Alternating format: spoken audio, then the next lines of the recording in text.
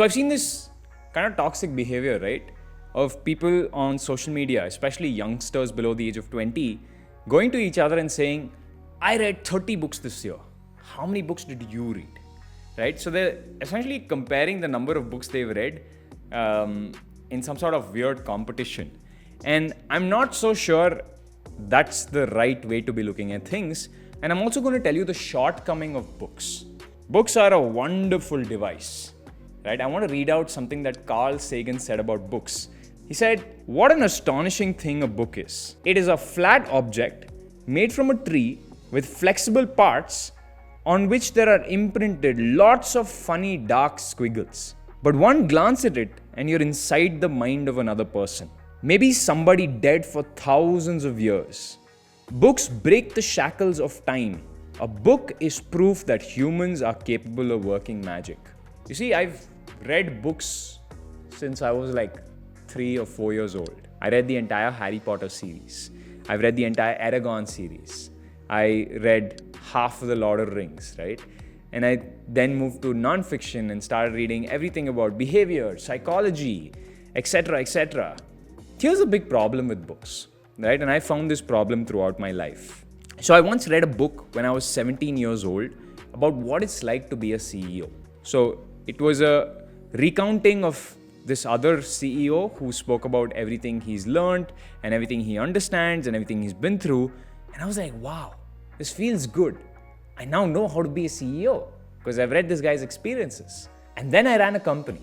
I then went out, raised some money. I raised almost 1.7 crores when I was still in college. And then reality hit.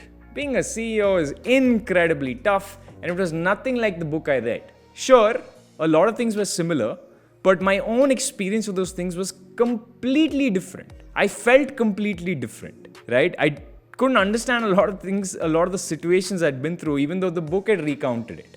Because I didn't know where to apply what I had read. The thing is, books and the problem of books show the difference between knowledge and experience. Knowledge is me knowing what's in these pages, me memorizing what's in these pages, me using a highlighter and saying, okay, I now know what this person said, what this person said, what this person's been through, how this works, how that works. But experience is having lived through it. It's two different worlds. You see, when Carl Sagan spoke about books, he spoke about how books allow you to teleport into the mind of others. But books do not allow you to teleport into the shoes of other people. And the only way you'll truly understand another person is if you walk a mile in their shoes. Because what a person says on paper is all going to be biased. But what a person has lived, if you can live those same things, then you see it from your perspective through his life or her life.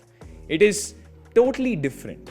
So I want you to think of knowledge like a bunch of dots. You got these nice little dots, content here, content here, you've seen these 3 videos, you have all of this. But experience is knowing where and when to connect the dots. So I have this one person close to me who sends me a Sadhguru quote every time something happens in life, right? For example, I was doing financial documentation and I was breaking my head. This is the end year audits for Avalon. And this person sent me a Sadhguru quote because he knew that I was getting stressed out about this. And he was like, see, this is how you should, this quote tells you what you should do in life. The problem is the quote and reality are so far away. There's such a big difference between the two things. So what I'm trying to say is that knowledge can convince you that you know. Reading a book can convince you that you know, but reality is experiencing those things. And awareness is knowing the gap between what you know, what you don't know, and what you've experienced. Right? And I feel one big mistake with youngsters today is that they just haven't experienced, so they don't know what they're missing. Right? They feel like the book will solve the problem, but the book is just the starting point, right? You use the book, get that knowledge inside, wear the shoes, connect the dots, that is experience, and that is when you have truly lived, right? So my suggestion to everyone reading a book, try to apply it in your real life, right? It will do wonders for you, and you will become a better, wiser human being because of it. Bye.